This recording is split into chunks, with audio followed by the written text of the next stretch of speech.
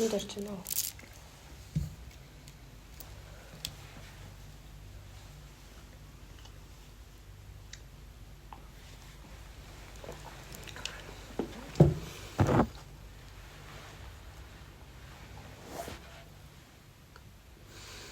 Айлдвараа хийхгүй яачваа л гэнэ үү?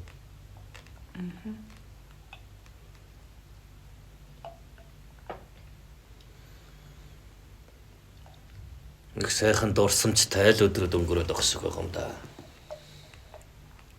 Дараа нь та нар инээлдэх үзээ.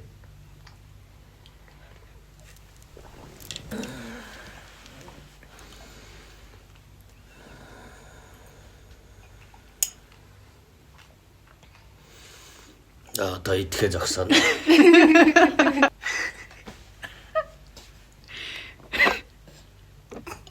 Ямар нэг юм хийж харагдахгүй бол болохгүй гэсэн айтаа л шүү дээ.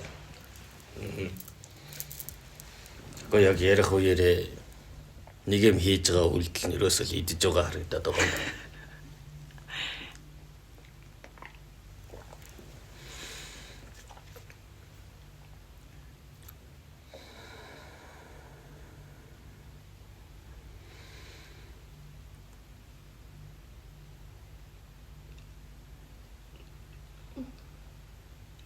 Энэ газрын эрчимч одоо тэр чигээрээ л оршуулгын газар юм уу да. Тэгвэл цэвэрлээд өгье. Он чинь миний ураг шүү дээ.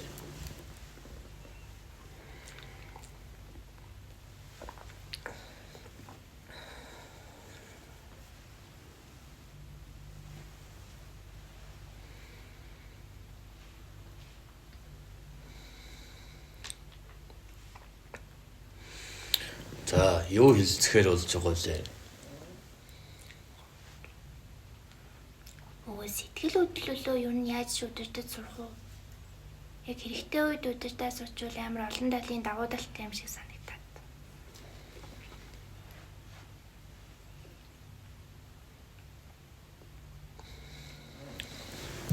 Энэ заавал шаардлагатай цаг үеийн асуулт байна. Одоо хүмүүс бүгд эрчмийн шахаад байгаа шүү дээ. Янз бүрээр илэрнэ гэсэн үг. Ямар нэгэн сэтгэл хөдлөл гарахад тэр нь хит баярлах, хит уурлах, хит гомдлох гэх мэт яг туйл руугаа хүрээд байгаа тал бий.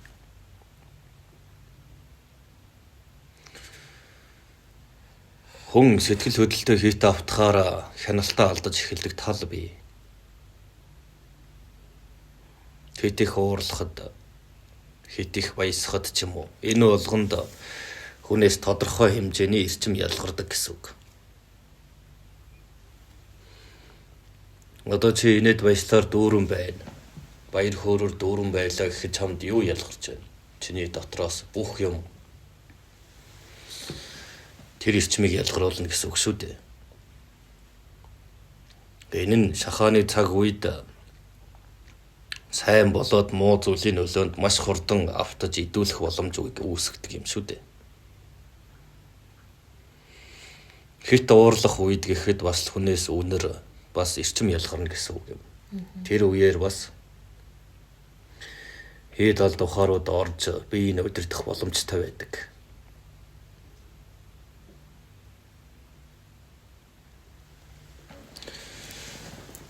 Хит айдас эсвэл цочих гэж ярьдаг шүү дээ. Энэ баг л айдас гэсэн үг шүү дээ. Үүнээс хамаарч хүн бас тодорхой хэмжээний хүч эрчмийг ялгаруулж гаргаж ирдэг шүү дээ. Ишэн маш тарган хүн байлаа гэхэд айд цач мөхцөө маш хурдан өндөр өсөрдөг ч юм уу. Маш хурдан гүйдэг болох ч юм билүү.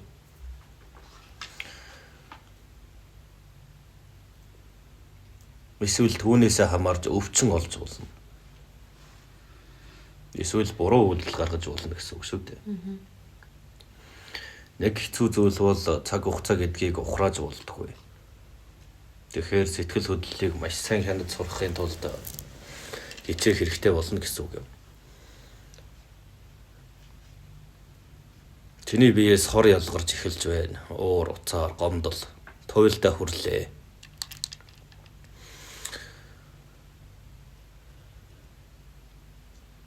Тэгвэл чи тэр сэтгэл хөдлөлтөө хит автаж болохгүй тулд оюун бодлоо ашиглана гэсэн үг юм.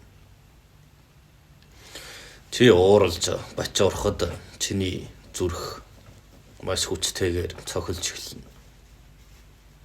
Яг ясаар үндсэн ажиллаж байсан зарчмаасаа хэд дахин илүү дарамт учруулна гэсэн үг.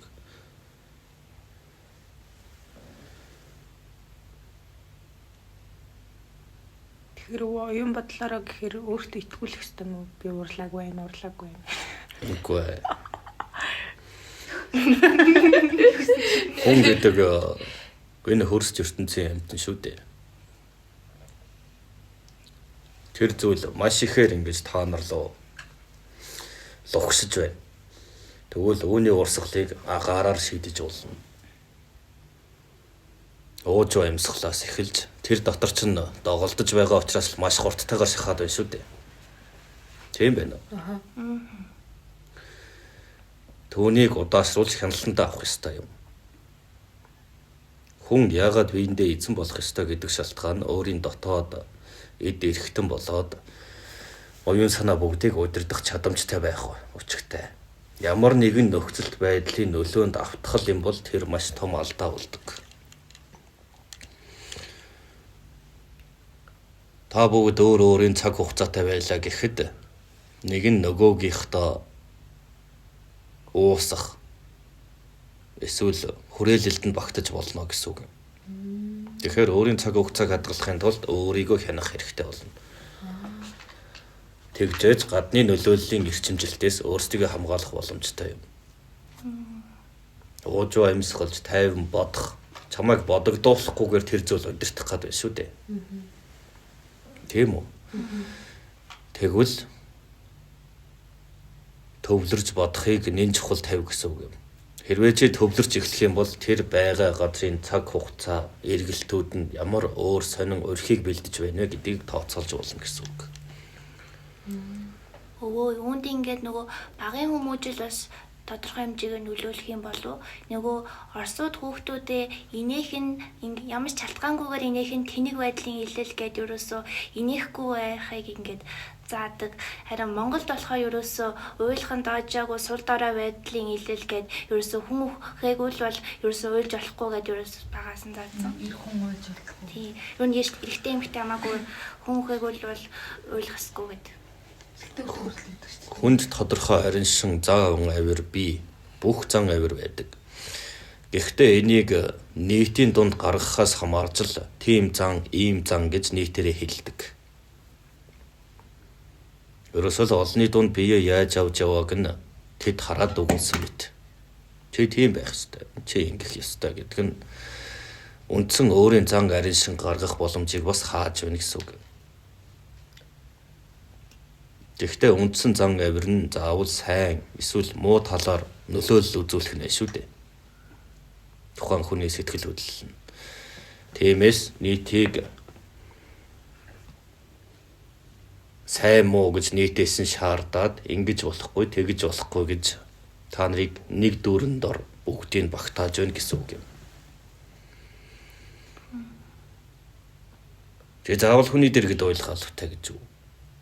Хүний дэргэд инех ёстой гэж үү? Үгүй. Тэгэхээр өөрийн хувирлыг бас өөртөө тулж ажиллах хэрэгтэй гэсэн үг. Өвөө яаж төвлөрөх үү? Тэнийг хүн шигээ инээгээд үзэхгүй юу? Бас хит гомдоод нэг үз. Яагаад гэвэл дэргэд чи хинч байхгүй байх болно. Болохгүй бол талент тосголыг ашиглаж болно.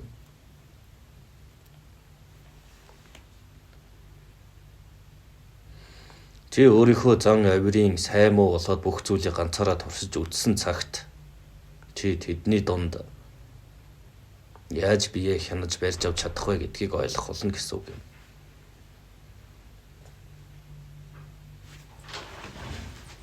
Тэгэхээр та нар сайн дадах хэрэгтэй болох нэ дээ. Ганцаараа гэсэн үг.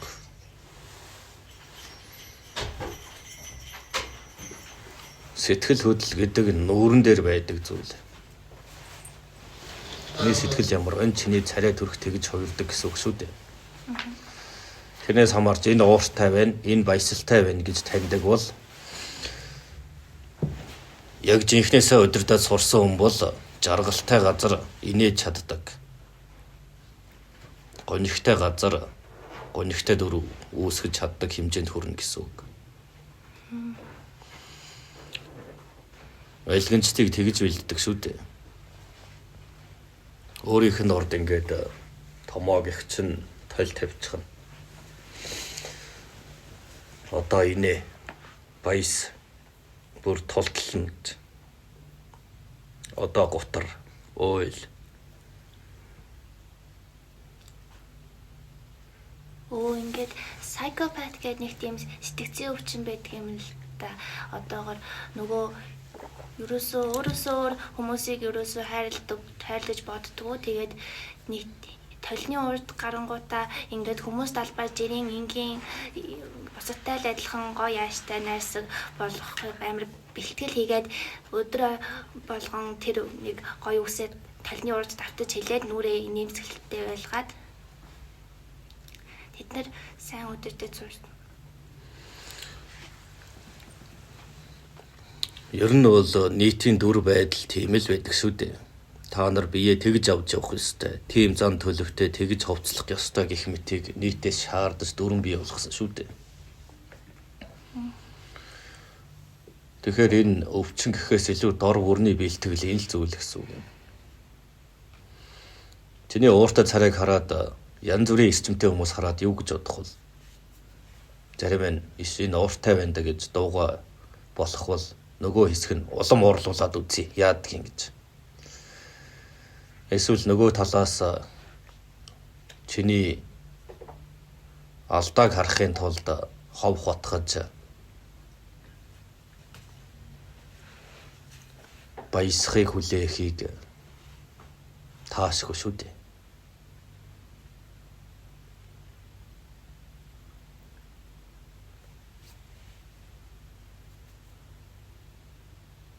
Тэгэхээр маш сайн төлөв болж сурах хэрэгтэй гэсэн үг юм.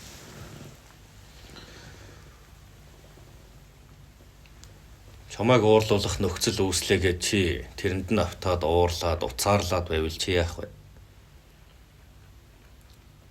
Өлтөлдүүлж байна л гэх юм. Үгүй чи тэдгээр зүйлэнд хорлогдож байна гэсэн үг. Хүн совингоороо ингэж болохгүй дээ гэдгийг мэдэрдэг боловч нэн тэргүүнд тухайн нөхцөл байдалд уусдаг гэсэн үг юм шүү дээ. Тэгэж уусаад ирэхээр яах вэ? Өөрийн цаг хугацаа эргэн тойрны бүх юмаа хайж өөрөөсөө сөрөг ирчим ялгаруулдаг. Тэгээд нэг мэдсэн асуудал үүсгдэг. Та нар тэгэж хяналтаа алдтлаа ууралж үзсэн үү? Ерөөсөө амнаас олигтой үг гардаггүй шүү дээ. Энэ бол та нарыг сөрөг зүйлээр ингэж цэнгэлж байна гэсэн үг. Чи хор болж хувирж байна гэсэн үг. Хор болж хувирсан бол хортой зүйлийг татах хэрэгтэй болно. Чи хорыг агуулвал өөрөө өвдөн шүү дээ. Ингэж эрчмийн татах, түлхэх, нэг нөгөөдөө нэвчих ажиллагаа явагддаг гэсэн үг юм. Асар их ууртай хүмүүсийн орчим ямар байдаг вэ?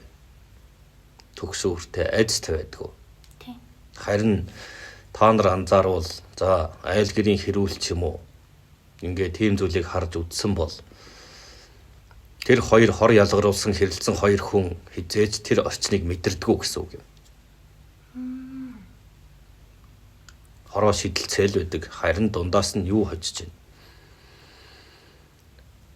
Тэр хортой орчин үүсч эргэн тойрондоо халдаадаг байх нь.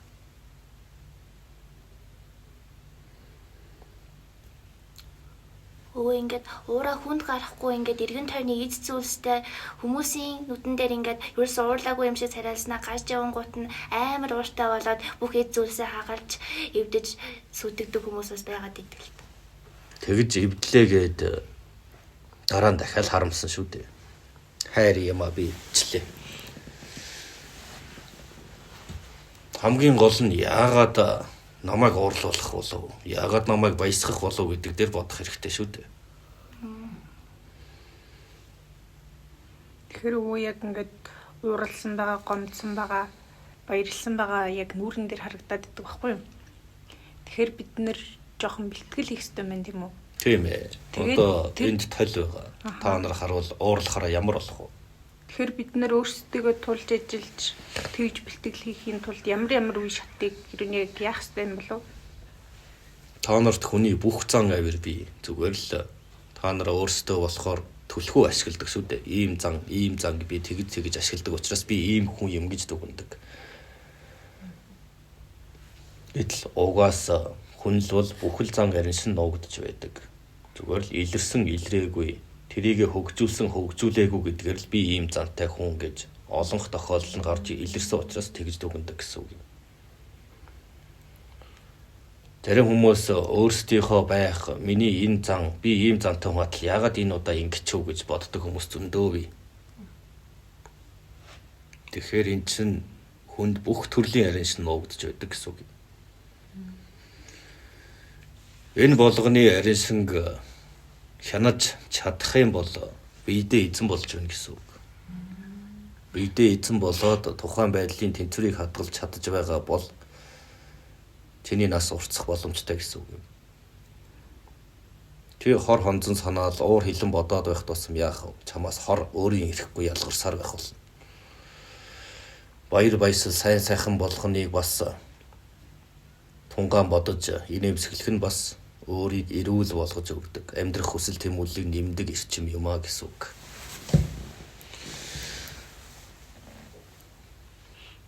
Хэрвээ энэ чадвараас сураад дадаад авчих юм бол та нар эргэн тойрны эрчмүүдийг ямар вэ гэдэг дараагийн үе шат ихэрлэнэ гэсэн үг.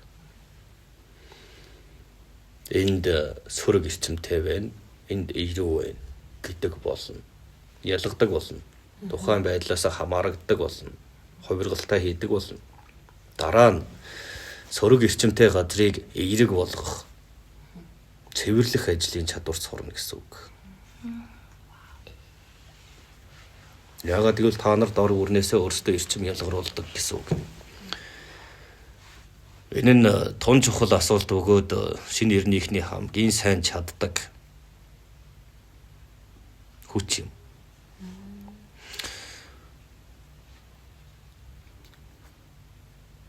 Одоо та нар энэ Монгол газар нутгийг харж байгаа.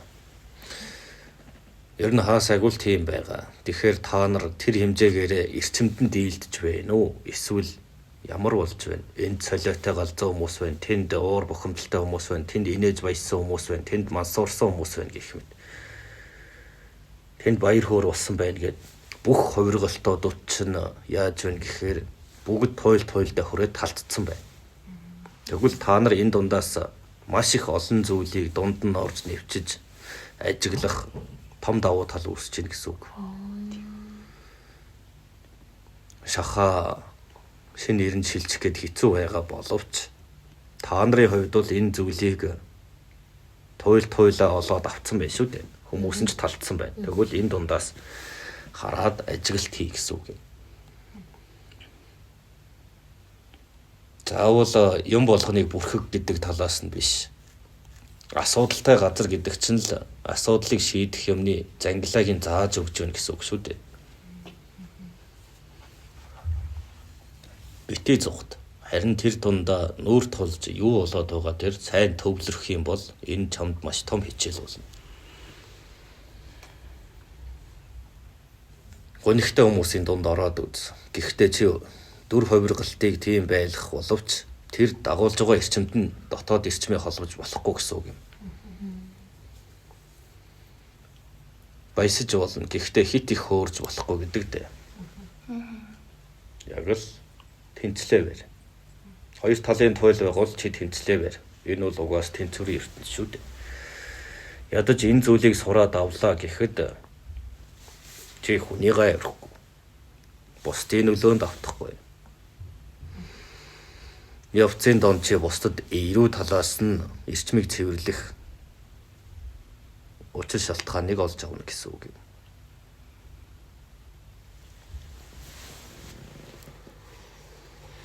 зайлшгүй чухал чадвар юм байна шүү дээ. Өө. Тэгвэл сэтгэл хөдлөлөө удирдахад эмгтээлэг, зан чанар, эрэгтэйлэг, зан авир тиймэрхүү зүйлс нөлөөлөх үү? Ер нь бол эмэгтэй тал нь илүү их боломжтой хувилбар гэсэн үг. Тэрний үсэг. Нийтийн хэлцээс бол эр хүн уйлдгүй гэдэг шүү дээ. Харин бүсгүй өрсөдөд бол учир бий. Уйлаа сайхан болчихно.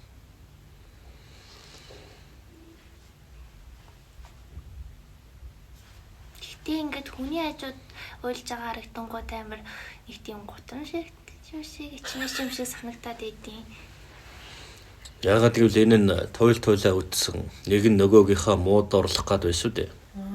Тийм учраас хүний хажууд гэдэг нь гэхээс илүү тусгаар ганцаараа байхтай дуусхан дээр. Бид улаачиг бол янз бүрээр л бэлдсэн. Ойлн, доолн, готрн, баярлуулна гээл. Ихтэй толны урд. Ягаад гэвэл чи ямар нэгэн байдал гаргалаа гэхэд хизээч өөрийгөө биеэсээ гараад харж чадахгүй шүү дээ. Тийм байдлаас үүдэж чиний эргэн тойрны хамааралснууд чамд бас тийм хандлага гаргасан бол бид ингэж харьцнаа гэсэн барилшин гаргах гад байдаг тал бий. Тэгэхээр сэтгэл хөдлөлийг маш сайн барьж сурах хэрэгтэй болж байгаа.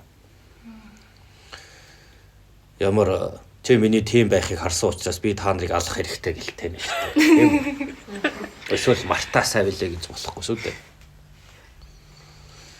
Би тэр үе тэгээ хэлсэн. Эдгээр одоо санаж байгаа бах та гэд ингээл та нар дахиад сэтгэлдээ хор агуулсан шүү дээ. Тэгэхээр сэтгэл хөдлөлийг барьж хянах нь хамгийн чухал алба болж байгаа. Ямар нэгэн байдлаар тэнцвэрээ барьж чадна гэдэг чинь хийгээ тааруулж алдаа гаргахгүй байна гэсэн нэг төрөл юм.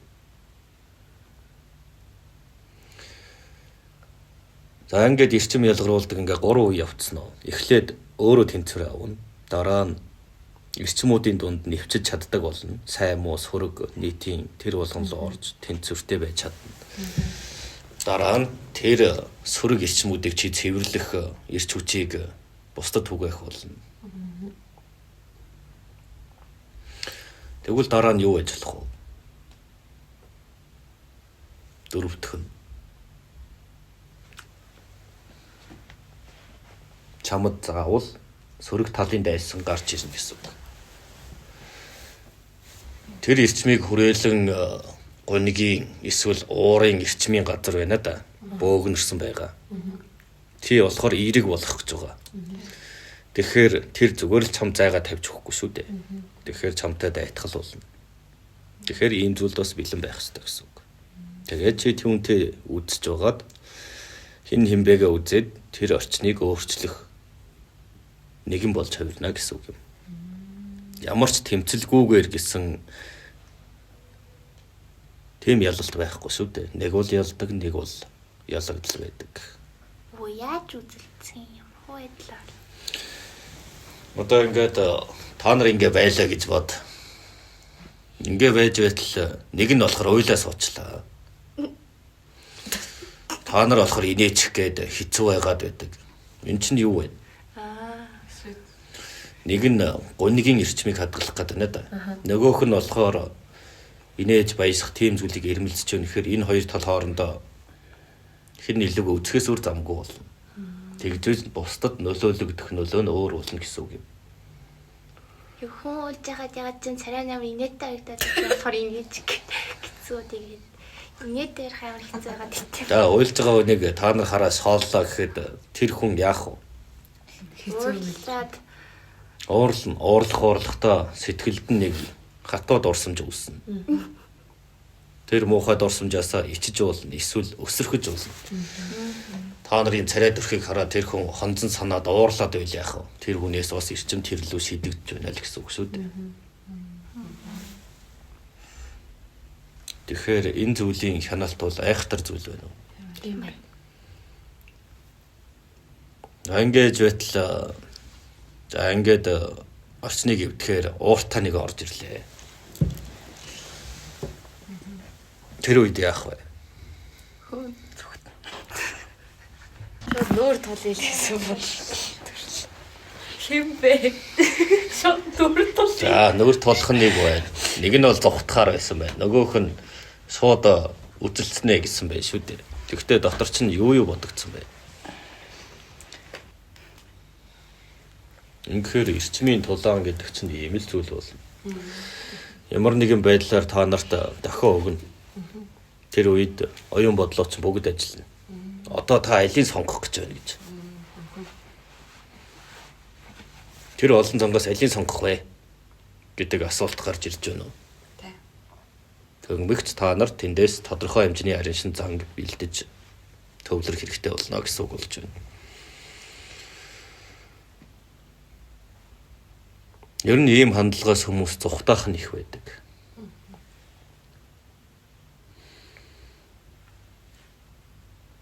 Тэгэхээр зүхтах нь бас дэмий зүйл байх нь надад.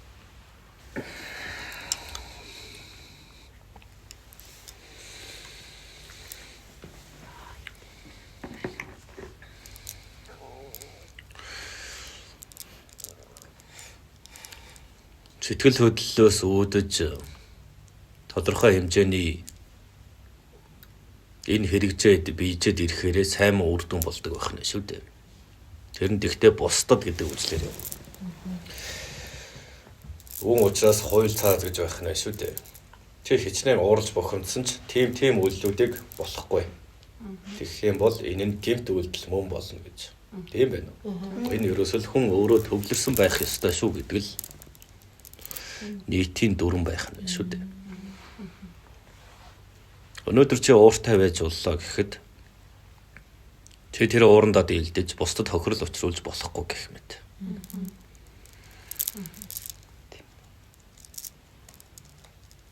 Тэгвэл энэ гэмтэй үйлдэлийн гэдэг зүйл дээр далд хүчнийг ерөөсөд урдаагүй байдаг шүү дээ. Та нараас зарим нь сордог, зарим нь өгдөг, зарим нь манантуул цааралтуулж чаддаг. Янз бүрийн хийдвэртнүүд хоруугаар дүүрэн. Тэг та нарын биеийг эзэмдлээ. Нэг үйлдэл гаргуулцгаад таашаал аваад алга болно.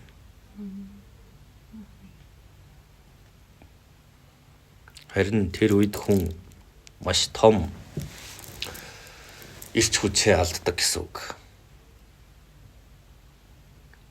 Чи тэр үйлдэлийг сананд орсож би тэр үед яах гэж тийм алдаа гаргаваа гих тоолонд та нарыг эзэмсэн тэр хүч сорсоор байх болно гэсэн үг юм. Нэг ёсоор тамх шиг шивнэ гэсэн үг юм да. Тэгэл байнга тэрийг бодохоор л та нарын ирч хүч алдагддаг. Тиймээс санаа сэтгэлийн асуудалд орсон эсвэл гэмт үйлдэл хийгээд хямарсан хүмүүс ямар их оворждог үлээ. Ямар хурдан өтөлдөг үлээ гэдгийг сандаа. Тэр хүн тэр зүйлд татвар өгж байна гэсэн үг.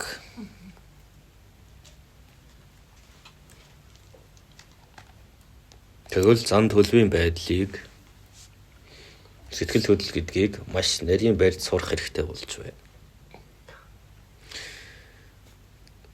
Гэхдээ ямар нэгэн байдлаар энэ төсвөртэй төвчээртэй юм чинь гэд нөгөө хэд нь хатахт нь ямар инээгээд байлтай биш үү?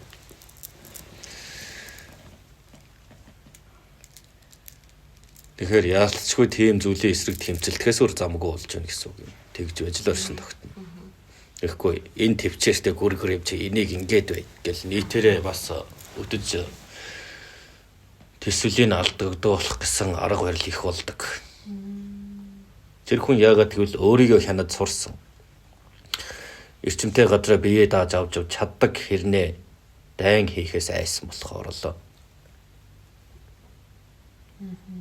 нөгөө талын тойлдоо дийлдэд биш үү? Нэгэнт сэтгэл хөдлөлөө хянаж байгаа бол тийм зүйлийн цэвэрлэгтэй хийх ёстой гэдгийг үргэлж санаж явах хэрэгтэй гэсэн үг юм. Ямар ч тэмцэлгүйгээр хөгжинэ гэж байхгүй. Ялангуяа энэ цаг үед бүх юмны ороо босгоо муу мухаа болгон илэрч байгаа. Тэгэхээр энэ нь та нар өөрсдөө зүгээр л төвлөр цуугаад сайн сайхныг бодоод өөрсдөө амиа бодоод байх нь бас тэнцэхний хэмжүүр биш гэсэн үг. Та нар заавал тэдэнтэй алцах хэрэгтэй болно. Та нар энэ болгонтой өөрсдөө өрнөгдөж оролцож байх хэрэгтэй гэсэн үг юм. Тэгэхгүй бол шал дэмий хичээсэн болно гэсэн үг юм. Яаж болчихсон бэ? Энэ ингээ хичээлийн сүүлд орж ирэхээр ингээд Одоо өөдөөс уурлаад байгаа хүний өөдөөс чинь адилхан уурлаад ажиллах чинь. Бас ингэж бас Бас чимээгүй байхаар бас гэхээр чинь. Хэдүү хэлж хийж байгаа. Шууд нүрт болохгүй юу? тэгэх юм бол тэр уурын хор ялгарж байгаа зүйлтэй ууртай тааралдаж хоорондоо уур үүсгэнэ. Тэмцэл үүснэ. Хараалын үгс оролцсон. Энэ болгоноос чинь та нараас хор ялгарна. Тэгээд ийш тийш нь цацах болно. Тэгтээ ууралж байгаагийн өдөөс ямар инээгээд бэлтэй биш.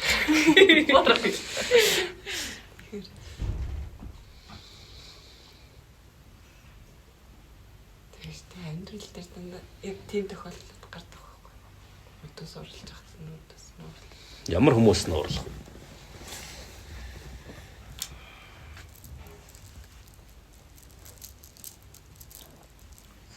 Бохомдолтой.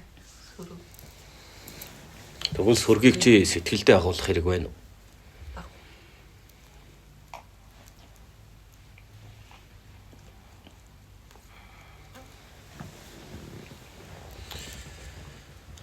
Тэгэл энэ бол бодит та нарын амьдрал дээр болдог зүйл учраас энэ дадлага зүйлийг хийгээд үзэхэд гэмгүй.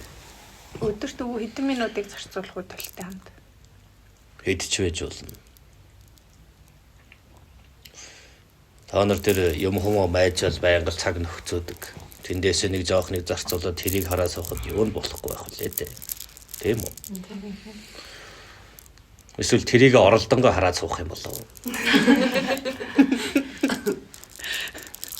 Зүгээр утасныхаа камераасаа жоо бичээд ингээд олон реакшн гаргаж байна. Харин нэг үйл нэг нэг л. Бас тэгж болох юм. Гэхдээ тэр тусгалын эрчим чинь заавал байж явах ёстой юм. Чи тэр толинд харсан бол чиний эрчим тэнд шингэх л болно. Чамд буцааж авах юм. Тэгэхээр нэг тийм заавал юм хэрэглэх хэрэгтэй.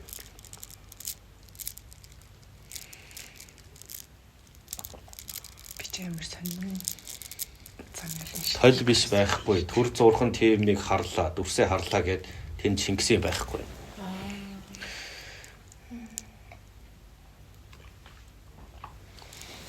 Жинхэнэ толь юм дээр гэх нь чиний тэр гонигтай эрчмийг шингээсэн байна. Дараагийн үед нь чи тэрэн дээрээ төвлөрөөд инээгээд тэр чамд өгч байгаа толины хариу урвал тусгал дурсамж байна да.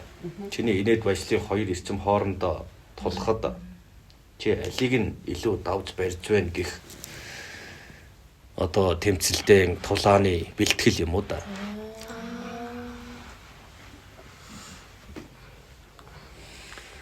Тэгж байж л эргэн тойрны эрчмийг эерэг болгох боломж үүснэ гэсэн үг.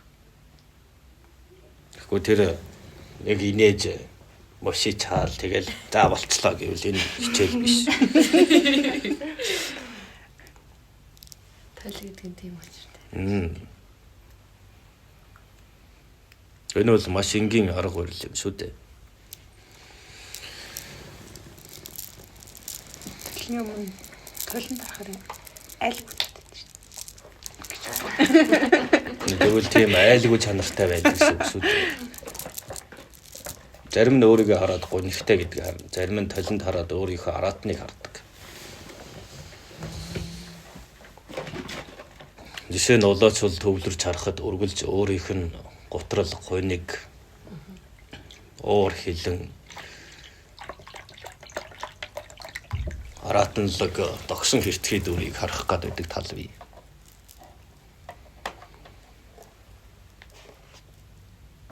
Тэгэхээр та нар төвлөрөх хэрэгтэй.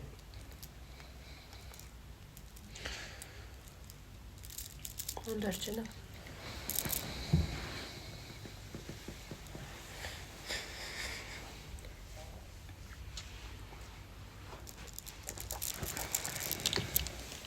Яагаад ингэ зарим талын дандаа гоё харагдаад зарим талын дандаа муухай харагдаад идэв юм бол. Зарим тал нэг өндөр харагдал. Нийтийн гэдгээс үү. Нийтийн эрчим эрг сөрөг бүгдийн шингээдэг байж болно шүү дээ. Тэрэндээ нэг сарин чагаддаг тийм. Тэрнээс үүдэж тэр шингэсэн зүйл та нарт тусгалд нь ирэхэд тэрэнд нь зохигдоод би тарган байна. Би бүдүүн байна. Би ийм байна гэх мэтийн сөрөг зүйлсийн хариултыг та нар авч болно гэсэн үг. Зарим талд гэдэг чинь хоцсон үзээд ч юм ингээд юм хадгалж байгаа нэг гоё харагдал тийм. Тэгэхээр үзэсгэлээд нэг өөр. Гэрээгээ тайлна бол гоё харагдав. Бас тайлна. За нийтээр ордог маш их турахыг хүсдэг олон хүмүүс байдаг байлаа гэж бодъё. За Ямар нэгэн байдлаар би хааны өөсөвтэй. тасгалын өр. За тийм газар чи сайхан бие хаатай байсан ч чи тарган мэт харагдана. Нөгөө нэг Сэтгэл санаа чинь гутрангуулж байна. Спиннинг дээр Тэрт яг Тэр толных нь агуулгадж байгаа эрчим. Дурсамж. Тэгэхээр хүн өөрөө ирэхгүй нэг бол баяр жаргалтай эсгээ тусгадаг бол нөгөө талд нь бас хөрөг бодол, оюун санаа болоод өөсөө бүгдийн тэр толин шингээдэг гэсэн үг юм. Тэгээд тэр олны нийтийн эрчим нь аль нь давмгайлах нь байна да. Та нар хэлсэн шүү дээ. Зарим толин маш гоё харагдуулдаг бол зарим толин айгүй хэцүү гэж хэлсэн дээ. Энэ нь тухайн толинд харцгаасан хүмүүсийн сэтгэл санааны байдлаас шууд хэмжигдэнэ гэсэн үг. Дандаа аз жаргалтай инээд баялтай хүмүүсийн дүр шингэсээр байгаа тэр толь чамайг сайнаар цэнгэлсэн учраас сайхнаар чамд хариу барьж гин гэсэн үг юм. Харин ямар нэгэн өөсөө муухайгаар шингэсэн бол тэр зүйл чамд сөрөг зүйлийг хичнээн өвдөх сайхан байсан ч чамд сөргийг шийднэ гэсэн үг.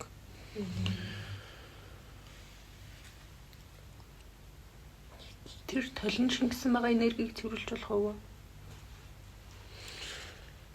Цэвэрлэхэд хэцүү. Харин тэрэнд цохигдохгүй байх нь чухал. тийм. Тэрний нөлөөнд орохгүй байх нь чухал юм.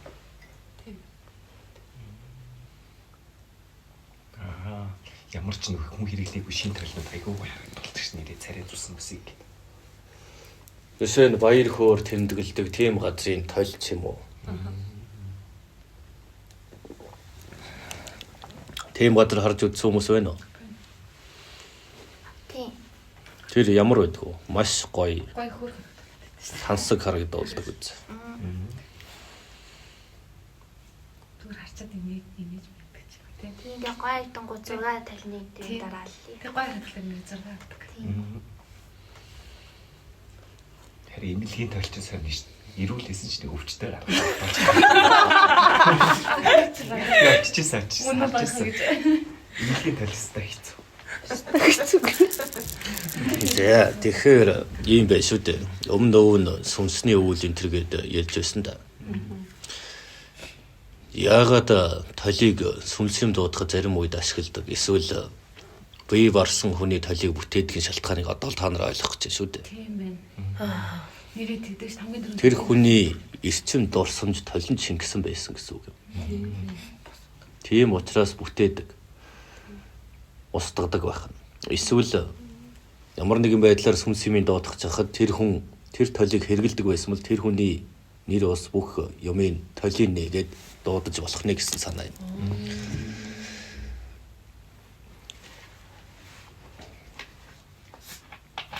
Тэр өгсөн хүн тэр толинд харж байсан байж таараа шүү дээ. Тэгэхээр түүний эрчим тэнд шингээлттэй байгаа. Тийм байна уу? Тэгээд дуудах үед яах вэ? Дурсамж нь бөгнөрт гарч ирэх боломжтой. Өө ингээд өөр улсын орнууд тэр нас барсан хүнийхээ зургийг нь жил болгон тахлын өдөр гэдгүүтээ тэгээд зургийнхаа урд баахан хоолноо тавиад тэгээд тэр хүнийхэн сүнс ирээд хоолнуудыг мэдсэн гэж итгээд байдаг. Тэр яг үнэхээр ийдэн болов уу? Өргөлжил та нар шиг тэнгэр заяатай дээшээ явдаг өвөг дээдс гэж юу байх вүлээ? Зарим нь эндээ үлдэх үндэстэнч байдаг. Зарим нь жил болгон эргэж тойрж нэгтгэж бий. Тэрнээс та нар шиг бүгд тэнгэр ядгууртай эсвэл одоо та нар байгаа ч үгүй ч. Өө тэгвэл энд үлдчих юм бол зүгээр тэнд төрүүлэхгүй байхад болох юм биш үү?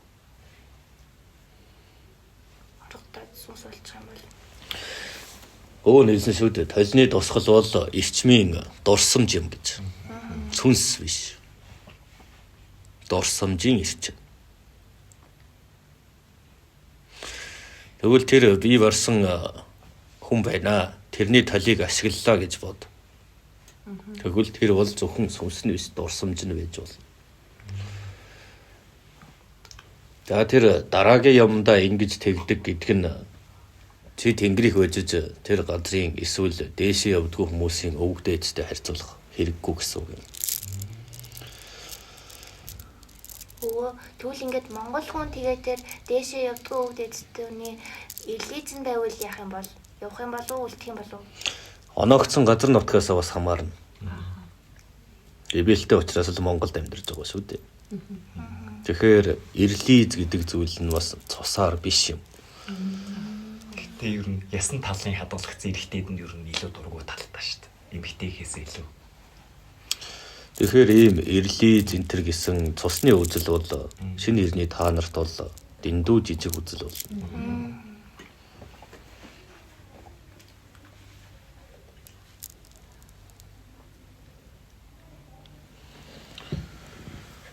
Ер нь эрлиз байсан ч хүнээрээ байвал тэгэл хүн л гэсэн үг шүү дээ. Тий. Тэгэхгүй цус яриад эхлэхээр л энэ ертөнц чинь эмх замбараа алддаг. Монголд ингээд сусаар ялгуурлах үзэл маш их байгаад идэв байсан л та.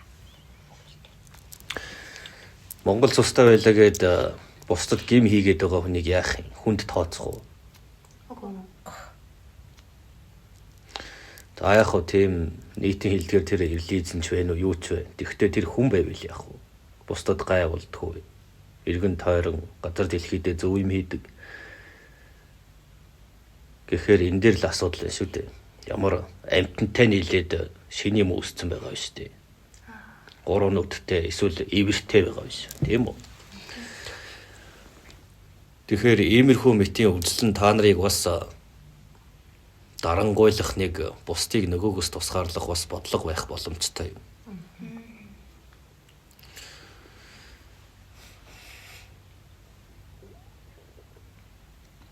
Монгол хүн юм бол Монгол төлөвчлөөрөө байх ёстой. Энэ үндэсний одоо юуг мэрэмдэ. Тэр Монгол гэдэг хүний Монгол үндэстний өв соёл одоо юу вэ? Тэр болгоны тээгч болж байна. Тэгэхгүй Монгол гिचгээд хүний адаг болгоныг хийгээд байвал тэрийг Монгол тооцоо. Би цэвэр тустай Монгол гिचгээд л хулгай хийж, дээр юм хийж, худлаа ярьж муу болгоныг хийгээд байвал тооцоод ширэггүй байна. Тэгэхээр энэ бол тэр чигээрээ л сэтгэл санаа болоод төлөвшил ухамсарын зүйл юм.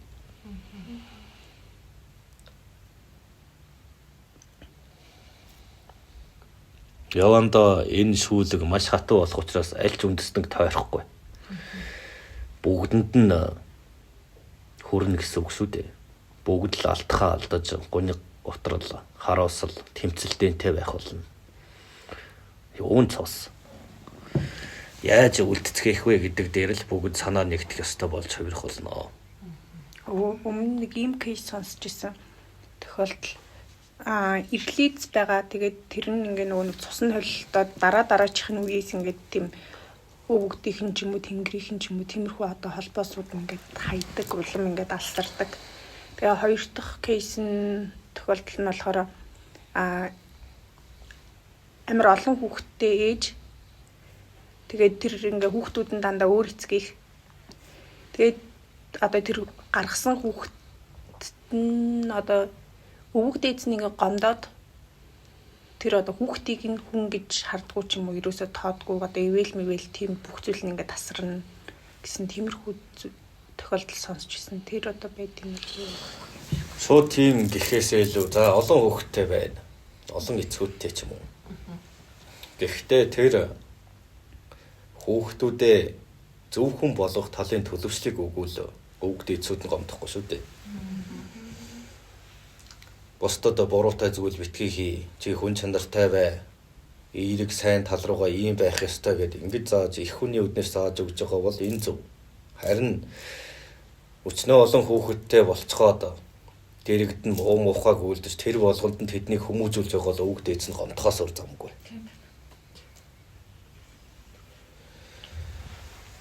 За эхнийх нь юу гэлээ? Цус солилцсон ингээд тэгээд ингээ үе өнгөрөх тусам одоо нөгөө өвгд эцээсээ улам ингээ холдоод тасардаг ч юм уу. Энэ ийм юм. Ямар хайр газар очиод тэндээ шингэж байгаа биш шүү дээ. Та нар бас нэг цусыг оруулж ирээд гой сайхан болгоныг эндээ төлөвшүүлж үүсгэж болно. Өөр юм шүүлж. Удмын сандаа хадгалж авч ийн гэсэн үг болно. Гэхдээ маш ихээр биш гэсэн үг шүү дээ. Чи тэндээс хань ижилтэй болоод тэрийг Монгол их цусан сандаа нэг нэгээр нэмж уусгаж байна.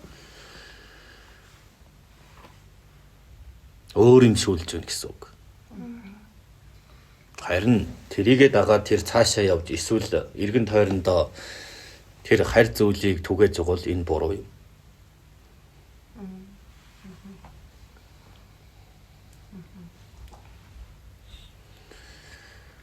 Ингээ Монгол хүнтэй гэлээ тэгээд Монголын урлаг хөгжим дуу бүжиг гэд бүх юмыг нь монголчуудаас илүү чаддаг, монгол хэлээр чөлөөтэй ярьдаг. Тэгээд монгол соёлыг тийм олон нийтийн сүлжээгээр түгээдэг. Тэгээд өдөр болгон дээл өмсөж явдаг. Биднээс илүү арга монгол тиймэрхүү гадаадуудаа оршоод байгаа л да. Тэгээд бид нар юу дуртай тэгснэ зарим нь болохоор муу хараг гадаад өдөр рүүгээ зайл.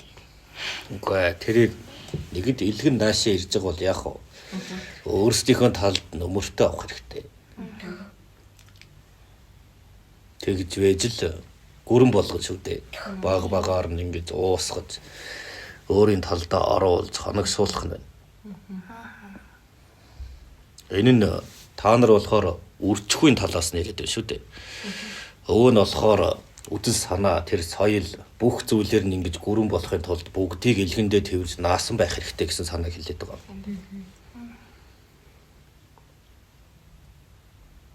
Өөрийн чинь соёлыг өөр үндэсний нэг хүн хүндэлж шүтлээгээд явчих гэж болохгүй. Өөртөө ямар байгаа вэ ч гэдэг юм уу тэрийгэ бодох хэрэгтэй. Тэгээд дээрэс нь яг энд байгаа монголчуудыг нийт тоогоор нь үзүүл хідэн яг цэвэр монгол вэ гэдэг нь өвгдийн бидний тооцоол байдаг. Харин бусд нь холцтой шүү дээ. Өөр хэд орчим юм бэ? Тэрийг мэдээ хэрэггүй баха. Нууц.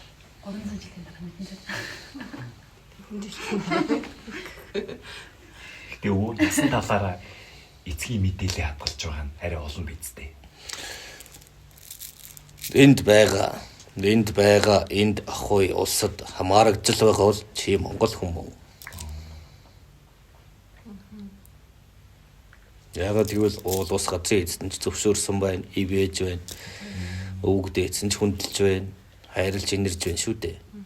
Тэрнээс цэвэр яг цусаар гэж хөөбөл та нар ер нь ихэнхчин байхгүй болно.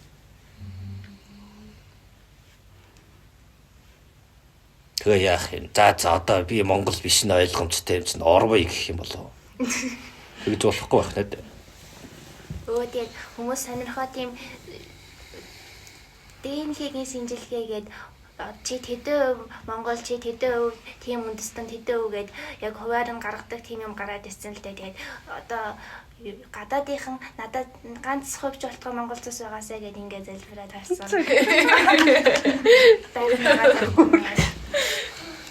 Тэгэхээр тийм байна гэсэн үг юм шүү дээ. Энэ зүйл бол ер нь эхлээд ядаж 3 үеэс нэрлж чадахгүй байж тийм зүйлийг би монгол чи тийм гэж хэлэх нь бас эндүүрэлтэй. Адармаатай зүйл шүү дээ. Тэгэхээр энд эвээгдэж сойрхож аж төрж байгаа бол Монгол хүн мөн. Харин цөөхөд бид тийм цус энтер гэсэн юм яриаггүй шүү дээ. Яг цус хоовол яхаач хэлсэн.